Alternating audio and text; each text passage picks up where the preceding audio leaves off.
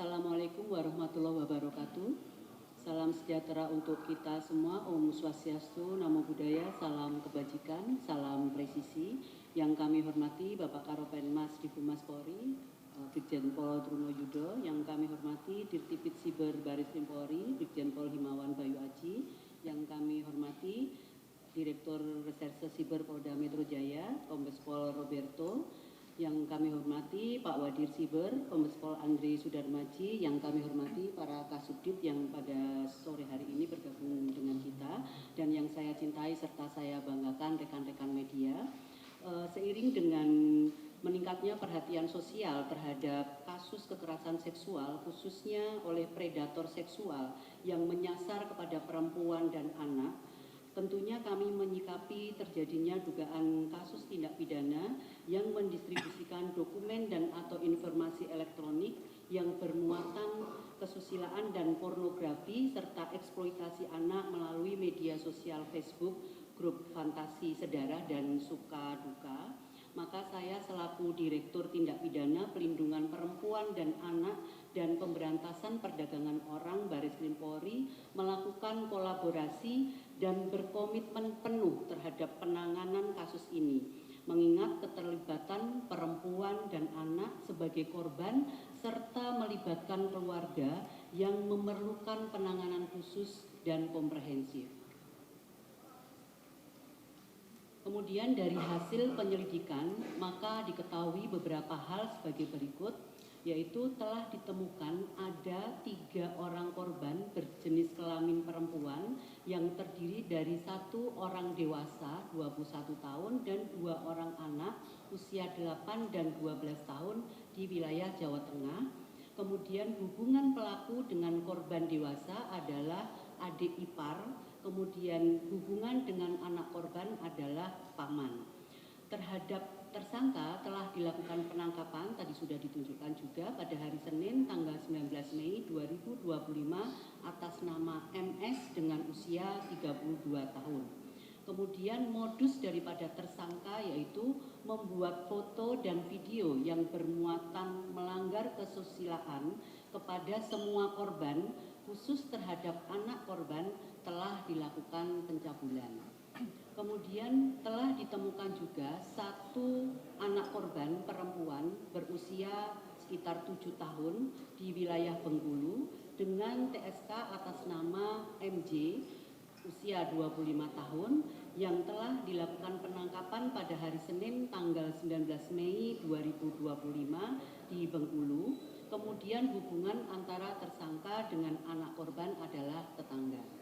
Modus operandinya adalah pelaku melakukan perbuatan cabul sebanyak 3 kali dan merekam adegan tersebut dengan perangkat selulernya. Terhadap para tersangka diduga telah melakukan tindak pidana kekerasan seksual berupa pelecehan seksual non-fisik, fisik, eksploitasi seksual, dan kekerasan seksual berbasis elektronik serta perbuatan cabul terhadap anak serta pornografi yang melibatkan anak. Adapun tersangka yang kami sebutkan ini adalah bagian dari yang sudah tadi ditunjukkan, namun korbannya yang telah kami tangani. Kemudian perbuatan-perbuatan mereka melanggar undang-undang yang tadi sudah disebutkan oleh Bapak Dirsiber, tidak perlu kami ulangi kembali. Kemudian ancaman hukumannya selain 6 miliar rupiah juga bisa ada ancaman tertingginya 15 tahun pidana penjara dan tadi 6 miliar rupiah. Kemudian dapat dilakukan pemberatan hukuman karena melibatkan anak sebagai korban dan lebih dari 1 orang korbannya. Kemudian terhadap kasus-kasus tersebut sampai dengan saat ini kami masih melakukan pendalaman.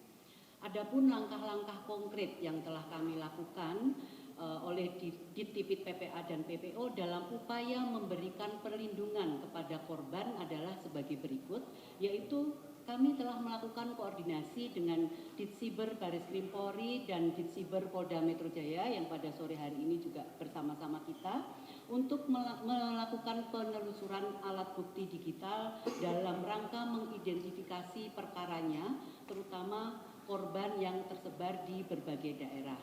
Kemudian juga kami melakukan koordinasi dengan Kementerian PPPA dan pemerintah daerah dalam rangka integrasi penanganan dan pelindungan korban melalui penjangkauan dan asesmen kebutuhan korban yang meliputi pendampingan korban, pendampingan psikologi, pendampingan hukum, rehabilitasi medis dan sosial, serta penyediaan rumah aman apabila diperlukan. Selanjutnya kami juga melakukan penguatan terhadap keluarga korban dan membangun dukungan sosial kepada tokoh masyarakat di lingkungan setempat, mengingat terduga pelaku dalam kasus ini adalah orang terdekat atau anggota keluarga sendiri. Perlu diketahui bahwa saat ini orang tua korban belum bersedia apabila anaknya dimintai keterangan karena khawatir akan berdampak pada kondisi psikologis anak.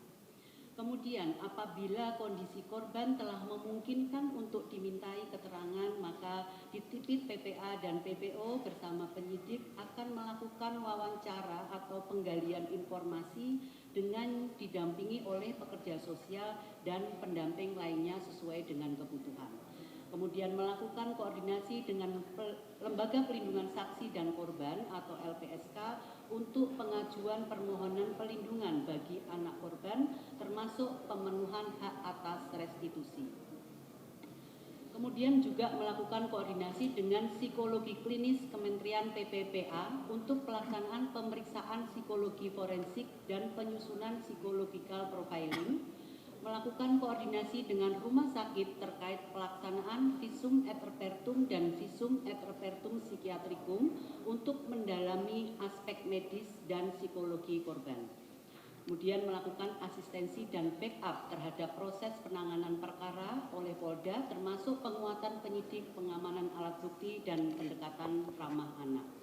Kemudian sebagai bagian dari upaya edukasi masyarakat dan memperkuat daya ingat terhadap prinsip-prinsip pelindungan korban kekerasan seksual, maka kami menghimbau kepada masyarakat untuk utamakan keselamatan korban, kemudian jangan melindungi pelaku, utamakan hukum dan keadilan, dan pasti negara hadir untuk melakukan pelindungan, menggalang dukungan keluarga dan masyarakat, menegakkan hukum tanpa kompromi, mengedukasi anak dan masyarakat sejak dini, kemudian gunakan layanan-layanan resmi untuk melaporkan apabila menyaksikan atau mengalami sendiri ke 110 untuk Polri, kemudian SAPA 129 Kemen PPPA, dan TEPSA 1500771. Kemudian ajak semua pihak bersatu untuk melindungi korban, dan stop intimidasi serta penghalangan laporan.